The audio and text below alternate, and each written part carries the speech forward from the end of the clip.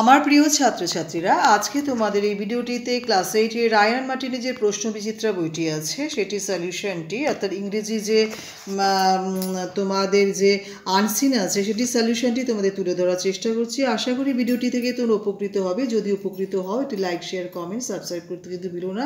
যারা যারা সাবস্ক্রাইব করেছো তাদের অসংখ্য ধন্যবাদ। যারা যারা সাবস্ক্রাইব করোনি, বুলবুল টিউটর ইংলিশ চ্যানেলটি নতুন ভিজিট করছো, তোমরা যদি সাবস্ক্রাইব করে রাখো, পাশে থাকা বেল আইকনটি যদি প্রেস করো, আমার পাঠানো সমস্ত আপলোড করা ভিডিওসগুলো তোমরা তোমাদের মোবাইলে আগে আগে পেয়ে যাবে।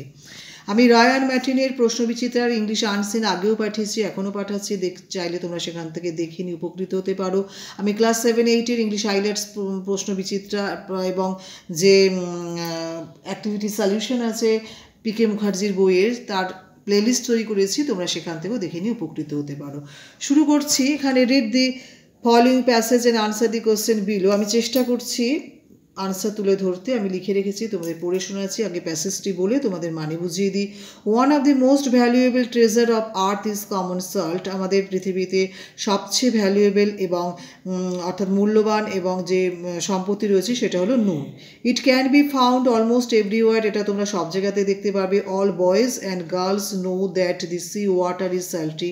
সমস্ত ছেলেমেয়েরা জানো যে সমুদ্রের জল হলো নোনা। It is salty because there is salt in the soil. কারণ এটা মাটির সাথে নুন মিশে আছে বলেই কিন্তু এটি নোনতা।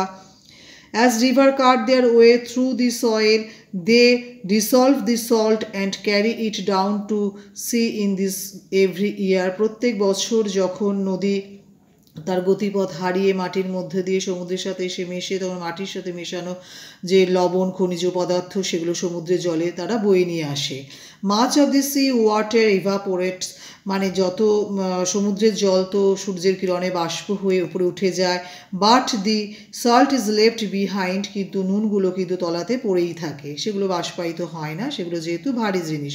In some places great salt water lakes dry up, leaving behind a great amount of salt, and people who are engaged in gathering this together.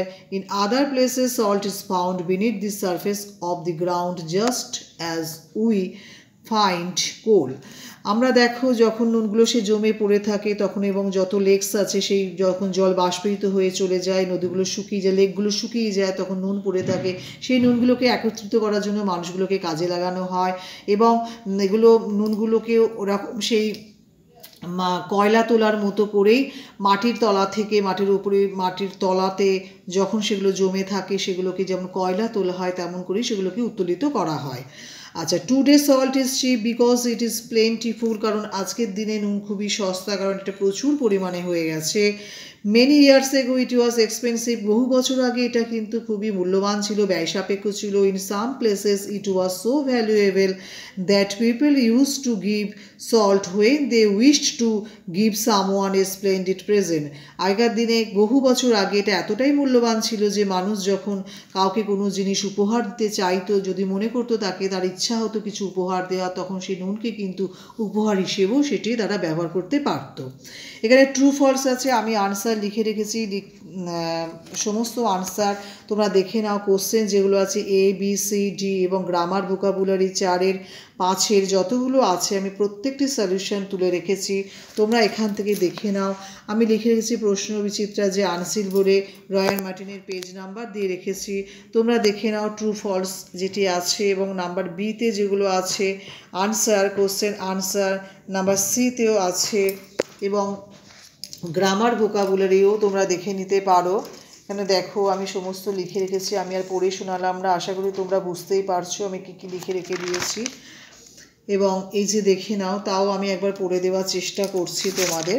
Number 1-এ যেটা আছে ট্রু ফলসের মধ্যে আছে sea water is plated table. এটা হচ্ছে অবিস্বাদু, মানে সুস্বাদু বলা হচ্ছে না, কখনোই এটা সুস্বাদু নয়। তারপরে এখানে আছে now it is salt is expensive, এটা ব্যয় সাপেক্ষ হয়েছে আজকের দিনে, না এটা খুব চিপ হয়ে গেছে। নাম্বার 2 হচ্ছে আমরা কোলটাকে পাই মাটির মতো করে, মাটিতে যেমন উত্তোলন করা হয় কয়লা সেরকমভাবে উত্তোলন করা হয়, এটাও ট্রু এর পর্যায়ে ফেলা হচ্ছে। নাম্বার 4 হচ্ছে যে নদীতে যে নদীর সাহায্যে যে মাটি সমুদ্রের মধ্যে এটা ফেলে, এটা হচ্ছে তোমরা ট্রুই করতে পারবে। আচ্ছা, এখানে আমি এটাকে ট্রুই করে দিলাম। নাম্বার 3টি আমি ট্রু করে দিচ্ছি, কারণ কয়লার মতো করেই তো এটা তোলা হচ্ছে। আচ্ছা, এখানে দেখো গ্রামার কোশ্চেন আনসারগুলো আছে। Complete the following sentences information from the above passage. তোমরা নাম্বার বিটা দেখে নাও, এইভাবে তোমরা টুকে নিতে পারো খাতার মধ্যে। নাম্বার সি কোশ্চেন আনসার আমি রেডি রেখেছি, এই যে তোমাদের লিখে রেখেছি, তোমরা কোশ্চেন ধরে আনসারটি লিখবে। এবং গ্রামার ভোকাবুলারিও যেগুলো লিখে রেখেছি তোমরা দেখে রাখো, এই যে আমি সমস্ত লিখে রেখেছি। পড়ে শোনাতে গেলে ভিডিওটি একটু বড় হয়ে যাচ্ছে, আমি কমপ্লিট করতে পারছি না।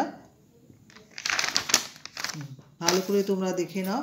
Thank you for watching this video. যদি ভিডিওটি থেকে তোমরা বিন্দুমাত্র উপকৃত হও তাহলে লাইক শেয়ার কমেন্ট সাবস্ক্রাইব করতে কিন্তু প্লিজ একদমই ভুলো না। Thank you.